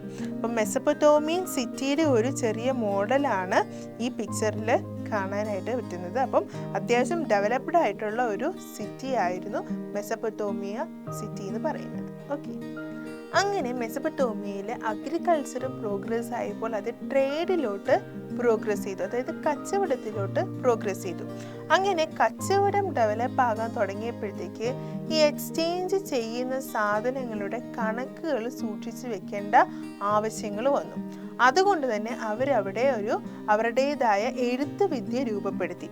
So it led to the development of art of writing. അവരൊരു എഴുത്ത് വിദ്യ രൂപപ്പെടുത്തേണ്ട ആവശ്യം അവിടെ വന്നു. അങ്ങനെ അവർ രൂപപ്പെടുത്തിയ എഴുത്ത് വിദ്യയാണ് ക്യൂണിഫോം എന്ന് വിളിക്കുന്നത്. So the Mesopotamian system of writing is called cuneiform. Okay, അപ്പോൾ ഈ ക്യൂണിഫോം സ്ക്രിപ്റ്റിൻ്റെ ഒരു പ്രത്യേകത എന്ന് പറഞ്ഞാൽ അത് വെഡ്ജ് ഷേപ്ഡ് ആയിരിക്കും. അതേപോലെ തന്നെ ഇത് എഴുതിയിരുന്നത് നനവുള്ള കളിമൺ ടാബ്ലറ്റ്സിലാണ്, അതായത് ക്ലേ ടാബ്ലറ്റ്സിൽ, വെറ്റായിട്ടുള്ള ക്ലേ ടാബ്ലറ്റ്സിലാണ് അവർ എഴുതിയിരുന്നത്. ഇനി അവർ എഴുതാൻ ഉപയോഗിച്ചത് ഷാർപ്പ് സ്റ്റൈലസ് ആണ്, അതായത് കൂർത്ത ആണി, അതായത് കൂർത്ത മുനയുള്ള കൂർത്താണി എന്നാണ് പറയുന്നത്. അപ്പോൾ ഷാർപ്പായിട്ടുള്ള സ്റ്റൈലസ് യൂസ് ചെയ്ത് അവർ വെറ്റായിട്ടുള്ള ക്ലേ ടാബ്ലറ്റ്സിലാണ് ഈ ക്യൂണിഫോം എന്ന് പറയുന്ന റൈറ്റിങ്സ് എഴുതിയിരുന്നത്. ഇനി ഇത് എഴുതിയിട്ടോ വെറ്റായിട്ടുള്ള ടാബ്ലറ്റ്സിലല്ലേ അവർ എഴുതുന്നത്. എന്നിട്ട് അതെന്ത് ചെയ്യും, ഈ ക്ലേ ടാബ്ലറ്റ് അവർ സണ്ണിൻ്റെ വെളിച്ചത്തിൽ അല്ലെങ്കിൽ സൂര്യപ്രകാശത്തിൽ വെച്ച് അവർ എന്ത് ചെയ്തെടുക്കും, ബേക്ക് ചെയ്ത് എടുക്കും. അപ്പോൾ ഈ മെസപ്പൊട്ടേമിയയിൽ നടന്ന എക്സ്കവേഷൻസിൽ ഇതേപോലത്തെ ക്ലേ ടാബ്ലറ്റ്സിൻ്റെ ഒരു വലിയ കളക്ഷൻ തന്നെ കിട്ടിയിട്ടുണ്ട്. അതിൽ മിക്കതും തന്നെ കച്ചവടവുമായിട്ട് ബന്ധപ്പെട്ട ടാബ്ലറ്റ്സുകളായിരുന്നു. നിങ്ങൾക്ക് ഈ ഒരു പിക്ചറിൽ കാണാം. ഇതാണ് അവർ യൂസ് ചെയ്ത ക്ലേ ടാബ്ലറ്റ് എന്ന് പറയുന്നത്. ഇതാണ് അവർ എഴുതാൻ യൂസ് ചെയ്ത സ്റ്റൈലസ് എന്ന് പറയുന്നത്, കൂർത്താണി എന്നാണ് ഇതിനെ വിളിക്കുന്നത്. ഓക്കെ, അപ്പം നമ്മളുടെ ഈജിപ്ഷ്യൻസിനെ പോലെ മെസപ്പൊട്ടേമിയൻസും മാത്തമാറ്റിക്സിൽ വെൽ അഡ്വാൻസ്ഡ് ആയിരുന്നു. ഇതേപോലെ തന്നെ അവർ ആസ്ട്രോണമിയിലും അഡ്വാൻസ്ഡ് ആയിരുന്നു.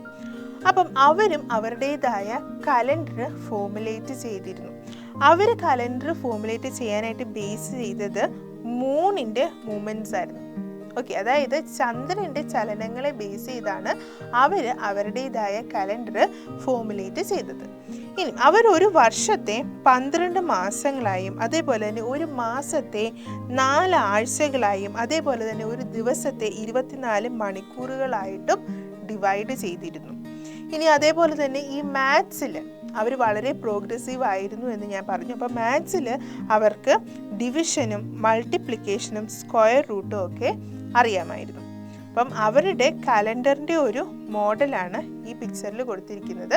അതായത് അവർ മൂണിനെ അല്ലെങ്കിൽ മൂണിൻ്റെ മൂവ്മെൻറ്റ്സിനെ ബേസ് ചെയ്താണ് അവരുടെ കലണ്ടർ മെയിനായിട്ട് ഫോമുലേറ്റ് ചെയ്തത്. കാരണം അവർ ഏറ്റവും കൂടുതൽ ഫോക്കസ് ചെയ്തത് മാത്തമാറ്റിക്സിലും ആസ്ട്രോണമിയിലുമായിരുന്നു.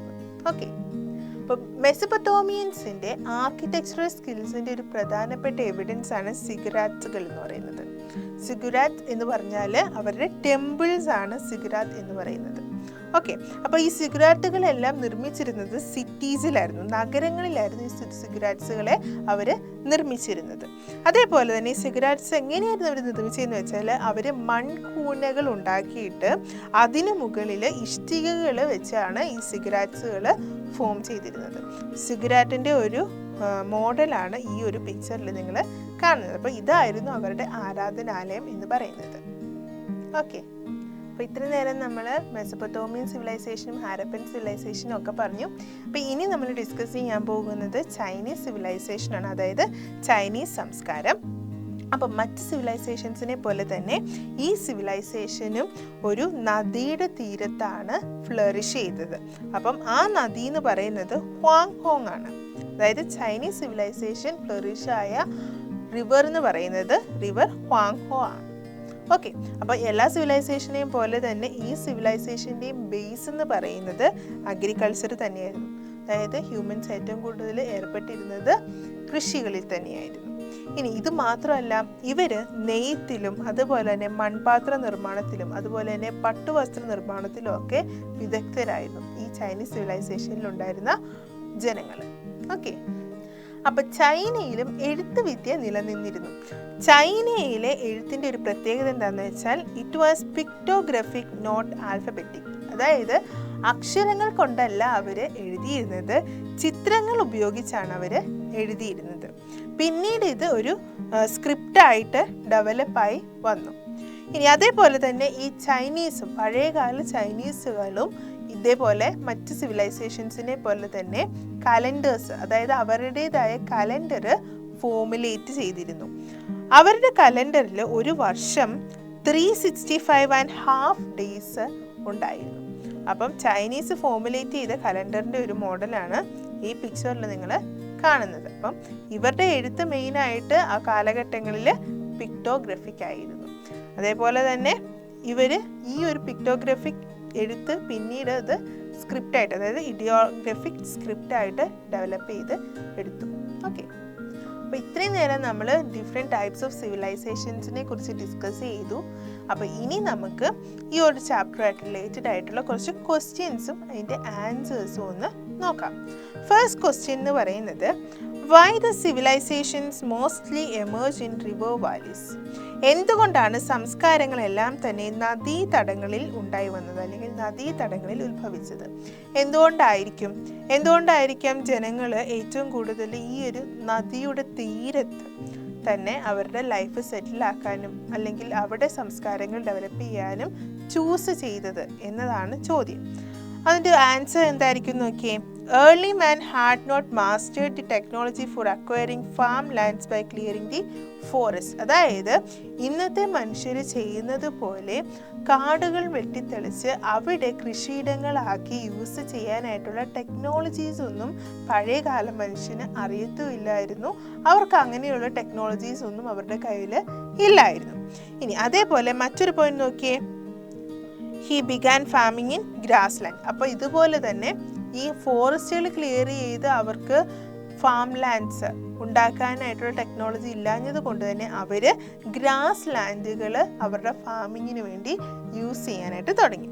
ഇനി മറ്റൊരു പോയിന്റ് നോക്കിയേ, the river valleys of Nile, the Euphrates and the Indus were vast area of grass land. അപ്പം ഈ ഒരു ഗ്രാസ് ലാൻഡ് യൂസ് ചെയ്യാൻ അവർ തീരുമാനിച്ചപ്പോൾ അവർ നോക്കുമ്പം ഈ റിവർ വാലീസ്, അതായത് അതിപ്പം ഇൻഡസ് റിവർ ആണെങ്കിലും നൈൽ റിവർ ആണെങ്കിലും യൂഫ്രട്ടീസ് റിവറിൻ്റെ വാലി ആണെങ്കിലും ഇവിടെയെല്ലാം ഗ്രാസ് ലാൻഡ്സ് ആയിരുന്നു. അതുകൊണ്ടാണ് ഇവർ ഈ ഗ്രാസ് ലാൻഡ്സ് മെയിനായിട്ട് ചൂസ് ചെയ്യാനായിട്ട് കാരണം. അതുകൊണ്ടാണ് ഇവർ റിവർ വാലീസ് അല്ലെങ്കിൽ നദിയുടെ തീരങ്ങളിലേക്ക് ഇവരുടെ ലൈഫ് സെറ്റിലാക്കിയത്. പിന്നെ ഇവരിങ്ങനെ ഒരു ലൈഫ്, അതായത് റിവർ വാലീസിൽ സെറ്റിലാക്കാൻ അല്ലെങ്കിൽ ഇവിടെ സിവിലൈസേഷൻസ് ഫോം ചെയ്യാനുള്ള മറ്റൊരു കാരണം എന്ന് പറഞ്ഞാൽ ഫെർട്ടൈൽ സോയിൽ. റിവർ വാലീസിൽ സോയിൽ വളരെ ഫലഭൂയിഷ്ടമാണ്. അതുപോലെ തന്നെ കൃഷിക്ക് ആവശ്യമായിട്ടുള്ള ധാരാളം വെള്ളം അവിടെ കിട്ടും. ഇനി അതേപോലെ തന്നെ ഇവർ കൃഷി മാത്രമാണോ ചെയ്തത്? അല്ല, അനിമൽസിനെയും വളർത്തിയിരുന്നു അല്ലേ. അപ്പം അനിമൽസിന് എല്ലാം മേയാനായിട്ടുള്ള സ്ഥലവും കൂടെ ഈ റിവേഴ്സിൻ്റെ എല്ലാം തീരങ്ങളിൽ ഉണ്ടായിരുന്നു. കാരണം അത് ഗ്രാസ് ലാൻഡ്സ് ആയതുകൊണ്ട്. അപ്പോൾ ഇതൊക്കെ കൊണ്ടാണ് ഏർലി മാൻ ഈ റിവർ വാലീസ് അവരുടെ സിവിലൈസേഷൻസിന് വേണ്ടി ചൂസ് ചെയ്തത്. ഓക്കെ, ക്ലിയർ ആണല്ലോ. അപ്പം നമ്മുടെ നെക്സ്റ്റ് ക്വസ്റ്റ്യൻ എന്താണെന്ന് നോക്കാം. What are the common views that prevail on the causes of fall of Harappan civilization? Harappan സംസ്കാരത്തിൻ്റെ തകർച്ചയ്ക്കുള്ള കാരണങ്ങൾ എന്തെല്ലാം ആണെന്നാണ് പൊതുവെ നിലനിൽക്കുന്ന കാഴ്ചപ്പാട്. എന്തെല്ലാം ആണെന്നാണ് നമ്മൾ പറഞ്ഞത്? ഫ്ലഡ് ആവാനായിട്ടുള്ള ചാൻസ് ഉണ്ട്. അതേപോലെ തന്നെ എക്സ്റ്റേണൽ ഇൻവേഷൻസ് നടന്നിട്ടുണ്ടാവാനുള്ള ചാൻസ് ഉണ്ട്. അത് ചിലപ്പം അനിമൽസ് ആകാം, അല്ലെങ്കിൽ എന്തെങ്കിലും തരത്തിലുള്ള ട്രൈബുകളാകാം. അതെന്താണെന്ന് നമുക്ക് അറിയത്തില്ല. ചിലപ്പോൾ അതുപോലെയുള്ള എക്സ്റ്റേണൽ ഇൻവേഷൻസ് ആകാം. ഇനി അതല്ലെങ്കിൽ ഡീഫോറസ്റ്റേഷൻ കാരണമായിരിക്കാം ഹാരപ്പൻ സിവിലൈസേഷൻ തകരാൻ കാരണം. ഇനിയും അതല്ലെങ്കിൽ ഡിക്ലൈൻ ഓഫ് അഗ്രികൾച്ചറൽ സെക്ടർ, അതായത് ഈ സിവിലൈസേഷൻ്റെ മെയിൻ ബാക്ക് ബോൺ എന്ന് പറയുന്നത് അഗ്രികൾച്ചർ ആണെന്ന് നമ്മൾ പഠിച്ചു. അപ്പോൾ ഈ അഗ്രികൾച്ചറൽ സെക്ടറിൽ വന്ന എന്തെങ്കിലും തകർച്ചയാവാം ഹാരപ്പൻ സിവിലൈസേഷൻ്റെ തകർച്ചയ്ക്കും കാരണം എന്ന് നമുക്ക് ചിന്തിക്കാം. അല്ലെങ്കിൽ അങ്ങനെയും സ്റ്റഡീസ് നടക്കുന്നുണ്ട്. ഇനി അതേപോലെ തന്നെ എപ്പിഡമിക്സും ആകാൻ കാരണമുണ്ട്. അതായത് ചില തരത്തിലുള്ള പകർച്ചവ്യാധികൾ, രോഗങ്ങളൊക്കെ കാരണം ഇതുപോലെ തന്നെ ഹാരപ്പൻ സിവിലൈസേഷൻ തകർന്നതാവാം എന്നാണ് ചരിത്രകാരന്മാരുടെ വ്യൂസ്, കാഴ്ചപ്പാടുകൾ. ഓക്കെ, അപ്പം നമ്മുടെ നെക്സ്റ്റ് ക്വസ്റ്റ്യൻ എന്താണെന്ന് നോക്കാം. Comment on the features of Mesopotamian script. Mesopotamian ലിപിയുടെ പ്രത്യേകതകൾ എന്തെല്ലാമാണ്? അതിനെക്കുറിച്ചുള്ള അഭിപ്രായം എഴുതുക എന്നതാണ് നമ്മുടെ ചോദ്യം. നമ്മുടെ മെസപ്പൊട്ടേമിയൻ സിസ്റ്റം ഓഫ് റൈറ്റിംഗ് ആണ് ക്യൂണിഫോം എന്ന് പറയുന്നത്, അല്ലേ? അപ്പം cuneiform is the Mesopotamian system of writing. ഇനി ഈ സ്ക്രിപ്റ്റിൻ്റെ പ്രത്യേകതകൾ എന്തായിരുന്നു? The script was wedge shaped ആയിട്ടുള്ള സ്ക്രിപ്റ്റ് ആയിരുന്നു. അതേപോലെ തന്നെ വെറ്റ് ക്ലേ ടാബ്ലറ്റ്സിലാണ് ഇത് എഴുതിയിരുന്നത്. അതായത് നനവുള്ള കളിമൺ ടാബ്ലറ്റുകളിൽ ആണ് ഈ സ്ക്രിപ്റ്റ് എഴുതിയിരുന്നത്. ഇനി അവർ എഴുതാനായിട്ട് യൂസ് ചെയ്തത് ഷാർപ്പായിട്ടുള്ള സ്റ്റൈലസ് ആണ്, അതായത് കൂർത്താണി ഉപയോഗിച്ചാണ് അവർ എഴുത്തുകൾ എഴുതിയിരുന്നത്. ഇനി ഇങ്ങനെ വെറ്റ് ക്ലേ ടാബ്ലറ്റ്സിൽ അവർ എഴുതിയിട്ട് അവർ സണ്ണിൻ്റെ വെളിച്ചത്തിൽ അല്ലെങ്കിൽ സണ്ണിൻ്റെ ചൂടിൽ അവരത് ബേക്ക് ചെയ്ത് എടുക്കുമായിരുന്നു. ഓക്കെ, അപ്പോൾ ഇത്രയും കാര്യങ്ങൾ നിങ്ങൾക്ക് ക്ലിയർ ആണല്ലോ. നമ്മുടെ ലാസ്റ്റ് ക്വസ്റ്റ്യൻ എന്താണെന്ന് നോക്കിയേ. Which are the four civilizations that emerged and declined in Mesopotamia? മെസപ്പൊട്ടേമിയയിൽ രൂപപ്പെടുകയും അതേപോലെ തന്നെ മെസപ്പൊട്ടേമിയയിൽ തന്നെ തകർക്കപ്പെടുകയും ചെയ്തിട്ടുള്ള 4 സംസ്കാരങ്ങളെക്കുറിച്ച് നമ്മൾ പറഞ്ഞു. അതേതെല്ലാം ആണെന്നാണ് ചോദ്യം. അതേതൊക്കെയായിരുന്നു? 1 ദി സുമേറിയൻ സിവിലൈസേഷൻ, പിന്നെ the Babylonian civilization, 3 the Assyrian civilization, and 4 the Chaldean civilization. Okay, അപ്പം ഇത് 4 മെസപ്പൊട്ടേമിയയിൽ ഉത്ഭവിക്കുകയും അതുപോലെ തന്നെ മെസപ്പൊട്ടേമിയയിൽ തകർക്കപ്പെടുകയും ചെയ്ത 4 സിവിലൈസേഷൻസ്. അപ്പം ഈ ചാപ്റ്ററിലെ എല്ലാ കാര്യങ്ങളും നിങ്ങൾക്ക് ക്ലിയർ ആണെന്ന് വിശ്വസിക്കുന്നു. നമ്മുടെ സെക്കൻഡ് ചാപ്റ്റർ ഇവിടെ തീരുകയാണ്. എന്തെങ്കിലും ഡൗട്ടുകൾ ഉണ്ടെങ്കിൽ നിങ്ങൾ കമൻറ്റ് ബോക്സിൽ അറിയിക്കുക. ഓക്കെ, അപ്പോൾ അതെല്ലാം ഞങ്ങൾ ക്ലിയർ ചെയ്ത് തരും. ഓക്കെ, അപ്പം all the best. Thank you.